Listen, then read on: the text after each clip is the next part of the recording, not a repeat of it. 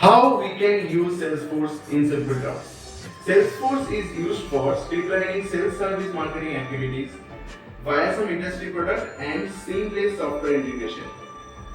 Let's understand through an example. Suppose you are a laptop company. You have a laptop product to sell into the market. First, you have to do the marketing for this particular product in different platforms. Number two, you have to capture all the leads coming towards you through this particular marketing and you have to analyze it. Number three, you have to maintain the pre-sale and the post-sale service processes and the operations you are maintaining into your organization. Number four, you have to build up a strong connection with your customer regarding your product. Now, what is Salesforce role in it? Salesforce is providing you one-step solution where you can find out multiple applications through which you can run all these business processes, but into one particular platform.